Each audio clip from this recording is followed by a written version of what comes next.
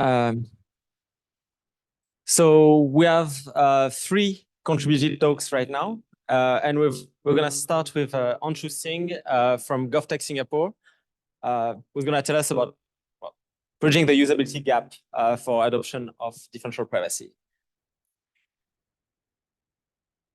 Hi, everyone. I hope so. It's my voice is clear enough, right? All right.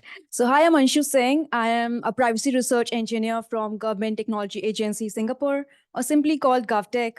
And I'll be talking on the topic of bridge the usability gap for widespread adoption of differential privacy. Yeah.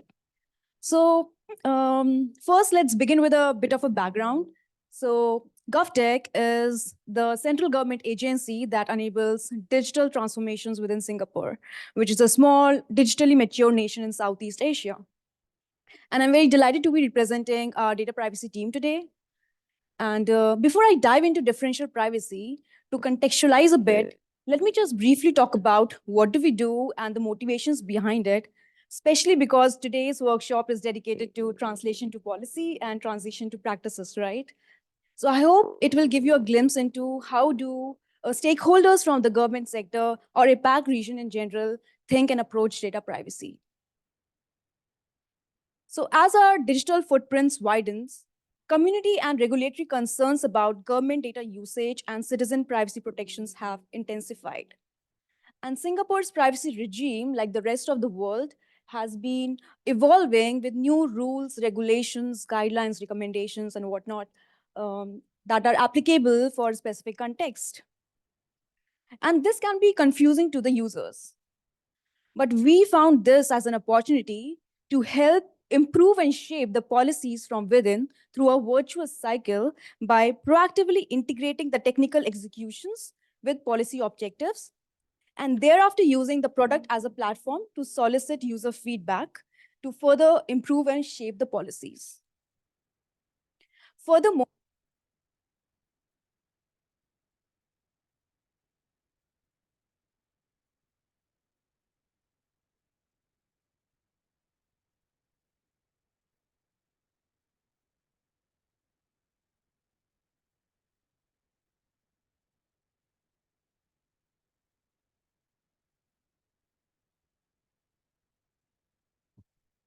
That's okay.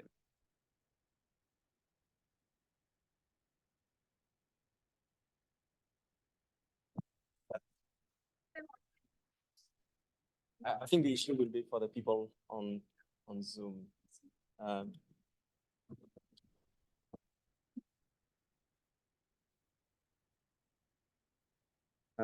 So on Zoom, can you hear us?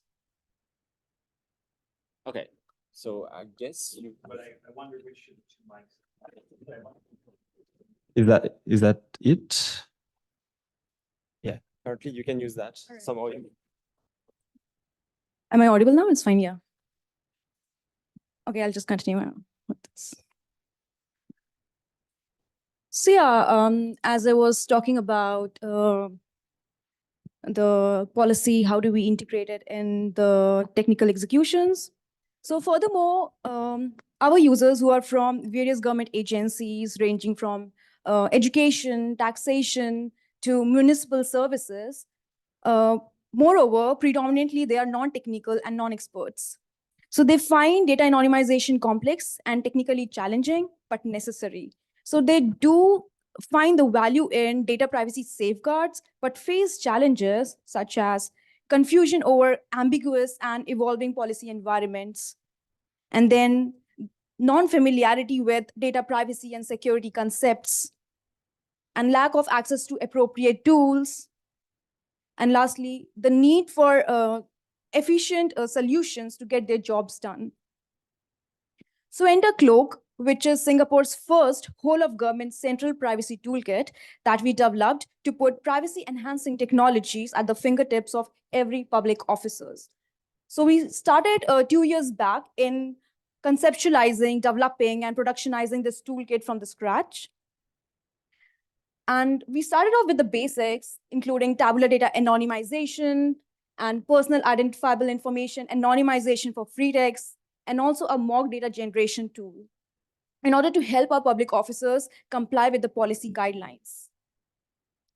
And moving forward, we aim to enhance its capabilities with advanced technologies like synthetic data generation and differential privacy that I will be talking about shortly. But overall, the idea is to make these pets accessible to our non-technical users. So Cloak serves as the privacy backbone for the Singapore public sector, supporting both individual and enterprise use cases. So we launched this product earlier last year, and till date, it has benefited over 80 Singapore government agencies, and it has raised privacy and security baseline in the public sector. So I think with that context, I can now gravitate towards differential privacy with the idea, how do we bridge the usability gap for widespread adoption of advanced pets like differential privacy? So we know there can be mathematical and computational complexities involved in pets, right? And naturally, non-experts will gravitate towards libraries and web interfaces that aim to abstract the complexities and make pets more accessible. And by benchmarking the tools, it will not only provide guidance for potential adopters, but also help in identifying the engineering gaps and future research directions. And it is equally important to take stakeholders' perspectives to understand the practical and organizational challenges, opportunities, and perceptions of the pets. So the stakeholders can range from data handlers, product managers, to the policymakers. So in that way, we started by curating some Python libraries and frameworks that are developed by prominent researchers and institutions that have the potential for wider adoption. And these tools include OpenDP by Harvard's data privacy team. So they have a Python wrapper for their core OpenDP library in Rust. Who all don't know about OpenDP?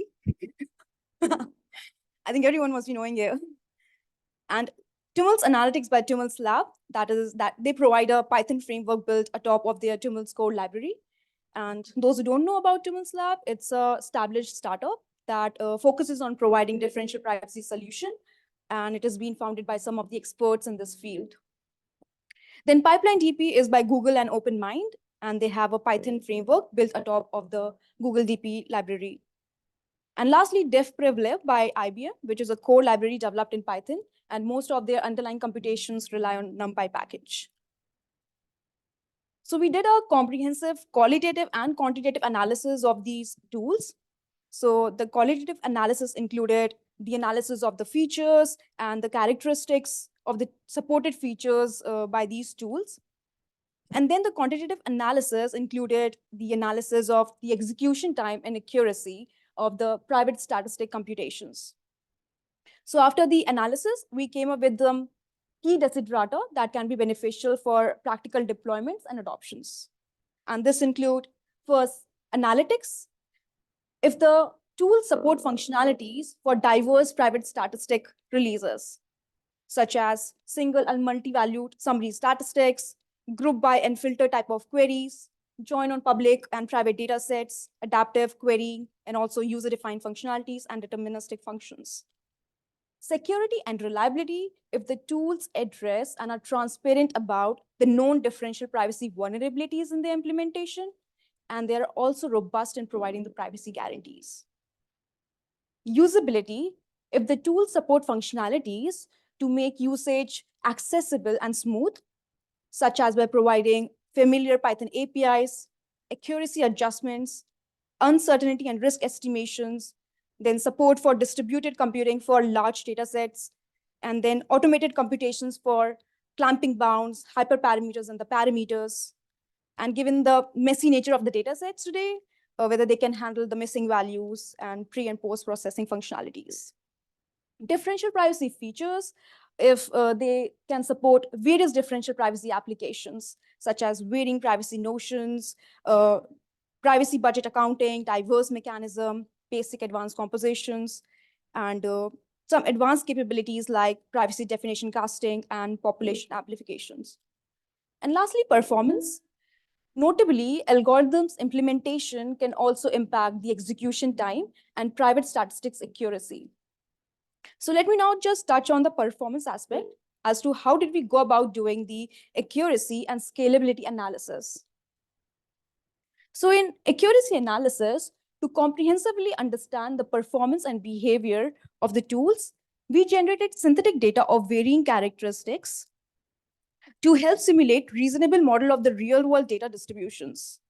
We then evaluated the synthetic data on the common analytical queries that are supported by all the tools. And one of the key observations is that beyond the epsilon value that is primarily focused for the utility when we use differential privacy, there are other factors as well that can impact the private statistics accuracy, such as datasets characteristics, sensitivity computation based on the neighboring datasets definitions, and also the underlying implementations of the queries. In scalability analysis, we measured the execution time of the queries on datasets ranging from 1,000 to 1 billion data points in both standalone and distributed environment. And we observed that there is a need for distributed environment to scale to billions of data points. So those who are interested to further dive into this work can refer to our Medium blog post and the white paper that we have written. But let me just quickly summarize this work with some key takeaways. So as one might expect, none of the tool excel in all the key desiderata, and differences among the tools can be bridged with engineering efforts. And it is important to note that significant changes are expected as they continue to evolve with new features, improvements, and research in differential privacy. And we also received active support from the library creators, which kind of demonstrates their commitment for the advancement of the tools. And lastly, we have seen this thing by benchmarking of the tools, and this is not just specific to differential privacy, but applicable for all the pets, that such works have sparked interest in practitioners, investors, library creators, and research community for the adoption of such pets. All right, that was about the benchmarking of the tools. Moving on forward, one overlooked necessity is a general purpose web interface to generate private statistics. And efforts in these directions have aimed at addressing challenges such as risk accuracy, uncertainty estimation and visualizations, privacy budget splitting, and privacy parameter recommendations, and so on. But still, there are certain gaps, such as if the interface can provide post-processing functionalities to get consistent output, and then help the users in decision-making by automating or providing recommendations on hyperparameters, and then in order to prevent the cognitive overload, can we minimize the user inputs? So we learned from these tools and their findings, identified the gaps, and came up with our own preliminary designs. So these are still in initial phases, and the designs are still in initial phase and subject to major changes. But today we will be focusing on the user study, where these preliminary designs, they provide a concrete way to initiate conversations and gather use cases and insights from the government agencies. So this user study was being participated by stakeholders from various government agencies and teams who were unfamiliar with differential privacy. And we started off, so it was a semi-structured interview, and we started off by briefly educating on differential privacy. And it was followed by conducting a think aloud experiment on the step-by-step preliminary designs.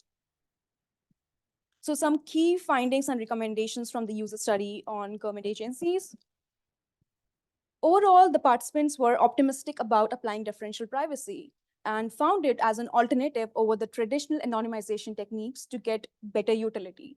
So by traditional anonymization techniques, I mean those statistical disclosure controls and key anonymity.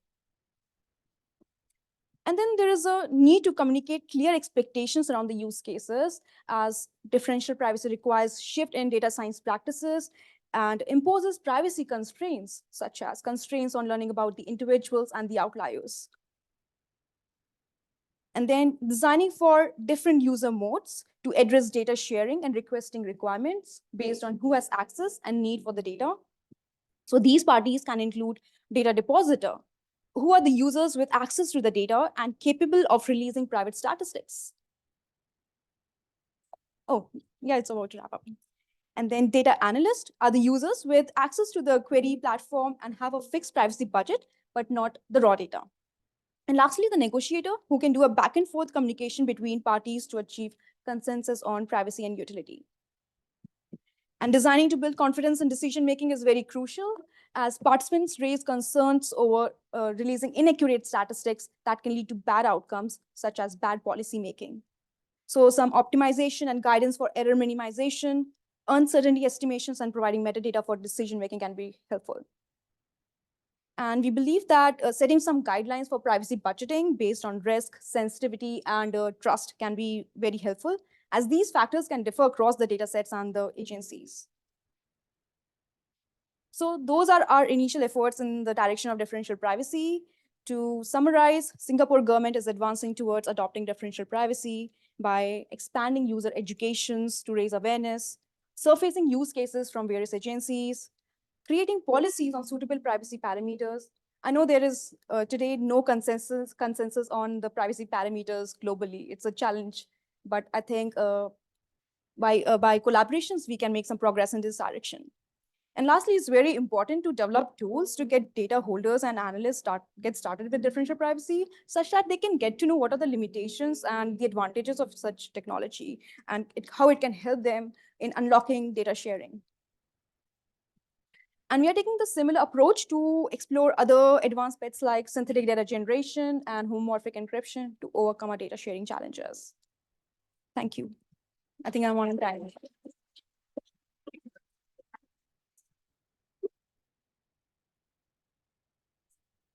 So if there are questions during the break, if you're happy to take. Yeah, but not sure. I will be happy to.